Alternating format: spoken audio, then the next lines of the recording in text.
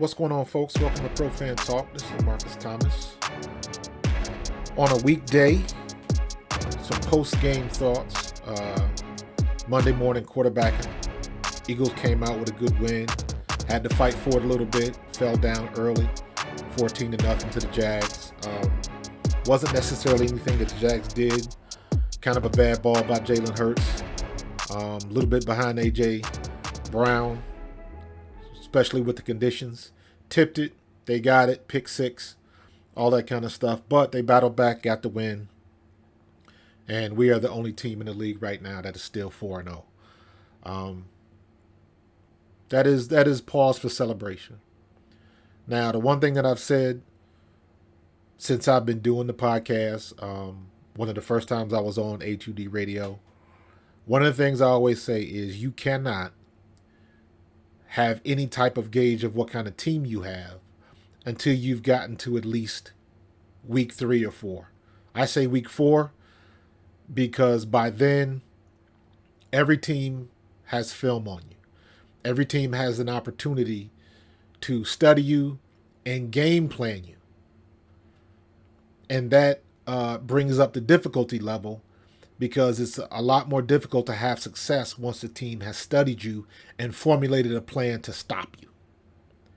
And right now, everybody has film on the Eagles. The longer you go, the more film study everybody has on you, and the more complex the game plans are going to be. You're going to see a lot of things on repeat.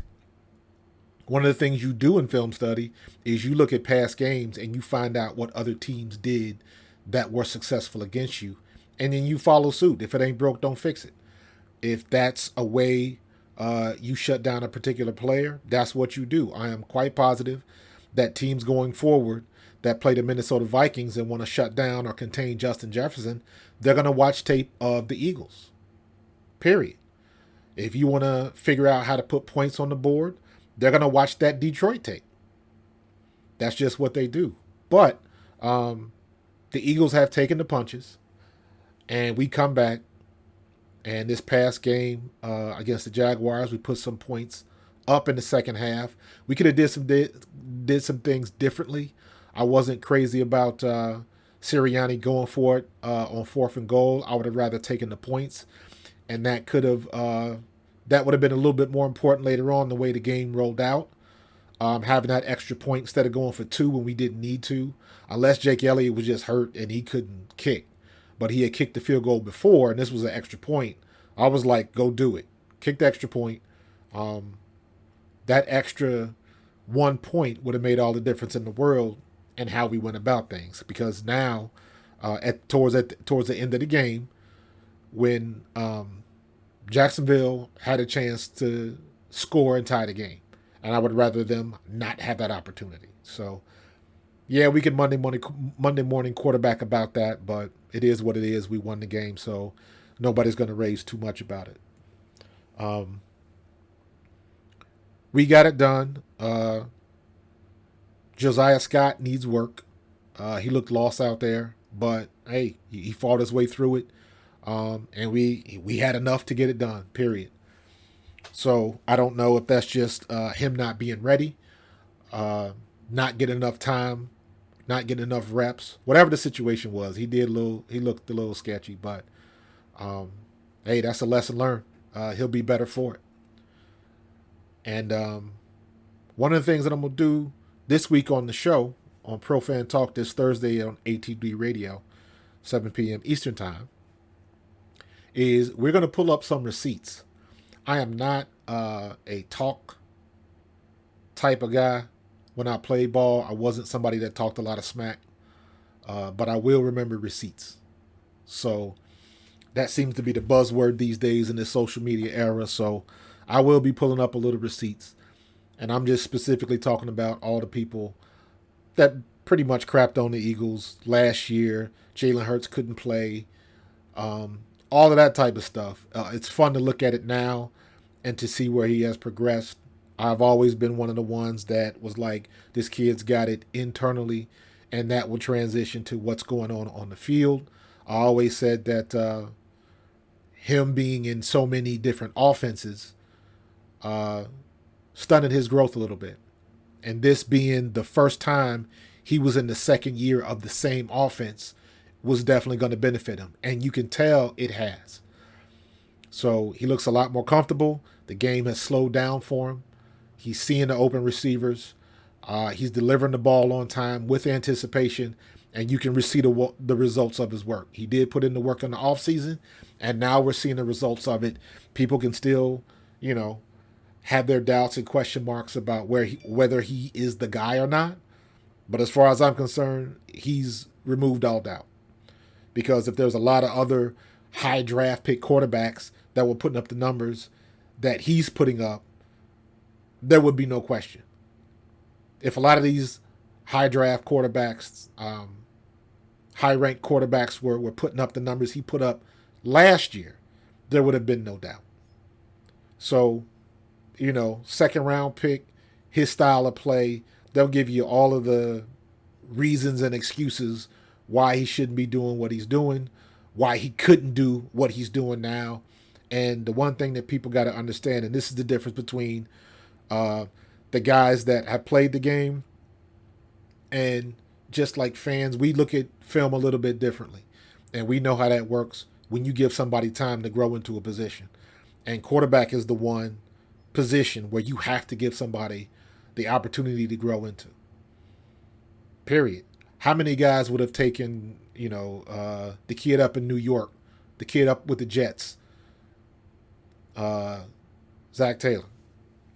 Not Zach Taylor. I can't think of his name. But how many people would have taken that kid instead of Jalen Hurts? How many people would have taken Daniel Jones instead of Jalen Hurts? But now, would you make that same decision, knowing what you know now? Obviously not. You got to give people time to grow. I always like to use Josh Allen as an example because when Josh Allen started, he was hot garbage up there in Buffalo. And the people in Buffalo wanted to get rid of him. Look it up. But the team, the organization, they stuck with their decision. They gave the kid time to grow, and now they're seeing the fruits of their labors. And that's what happens when you give a quarterback time to develop. It's not the quarterbacks don't always just suck. Sometimes it's the system they are in. Sometimes it's bad coaching. I expect Trevor Lawrence to be better because I know what Doug Peterson did with Carson Wentz. When Carson Wentz first got into the league, Doug Peterson is a good quarterback coach, and now down in Jacksonville, they're seeing the fruits of that type of labor. We're in the same boat. You got to start giving Sirianni credit. You got to start giving these coaches credit to working with Jalen Hurts and letting him get to the place where he needed to get to. And not just throwing him out because he didn't throw 30 touchdowns the first year he started. And people get caught up in that because they get caught up in the media hype and what people on TV are saying before looking at the tape for themselves. If you are a fan of football, I encourage you to find one of these dudes that are actually watching film footage. And then you can make the decision on yourselves based on what you see. But even when you watch film, you got to know how to watch film. Even now, people, they complain because they still think Miles Sanders is not a good runner because he bounces too much. He's that type of runner. He's not a straight line runner. He's not a Derrick Henry type runner. He's not that big of a guy. He's got good speed. He's shifty. He's always been that type of runner. So why would you have him change his style now? And more than that, he's averaging 4.9 yards a carry. As a running back, the goal is 4 yards a carry. That's the goal. If you can get 4 yards a carry, you give me the ball 3 times in a row. That's a first down. That's the mindset of a running back at any level.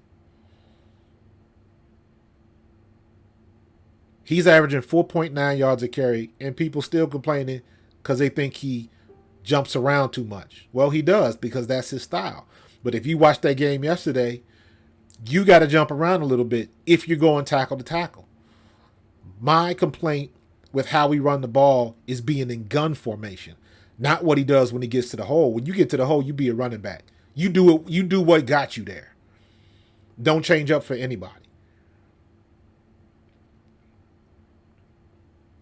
So I don't like running out of gun. Yesterday, the conditions were not favorable for running sideways and east to west. And some of the run plays, he's trying to speed to the outside, and he doesn't have enough traction to really turn it up and get north and south, so he would lose his footing. That's just not the day to do that. If you're indoors on a track, you can do that. On turf, you can do that. In grass, outside, in the rain like it was, that to me, that just wasn't smart. Now, when they started handing the ball off, going tackle to tackle, inside runs, and let him go to where his eyes tell him to go, then we had a little bit more success. You can look at his first touchdown run. You got to be shifty in that pocket. And shifty doesn't mean bouncing everything outside. Shifty can just mean a 6-yard cut or a 6-yard bounce to the right or a half step to the right or to the left. There's a lot of nuanced movements that go into that. So it's not just about trying to hit it hard like Derrick Henry or something like that. No. So the criticism on Miles Sanders is straight false. And if you still think he's not that guy, you're not paying attention. You might not like him because he was injury prone early and he fumbled the ball early. Those are valid criticisms. That doesn't mean he wasn't a good runner. And the same thing, when you give somebody time and when you leave him in the game and don't substitute him and let a running back get their rhythm, that is very important for a running back to understand what's going on and get the feel and the tempo of the game. Not hitting the holes too fast, reading to what the defense gives you, getting to know tendencies, which linebackers over pursue, things like that. Those are the nuances you see in the game as a running back that get you in that zone. When you get in that zone, you see everything from every position, especially in running back. You see holes in the back of your head and you make cuts when normally you wouldn't see them, but you got to get into a rhythm before you get there. Yesterday, they left Miles in the game. Most of the game, he took most of the snaps at running back, and you could tell he was in the rhythm. He was hitting the holes.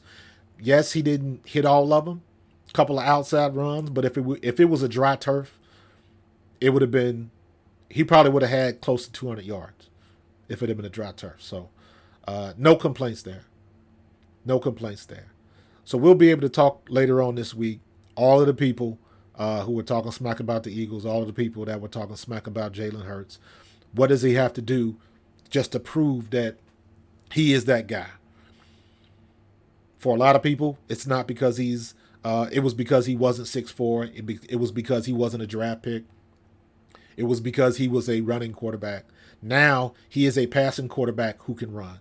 And that's the best way you can be. So we'll talk about that.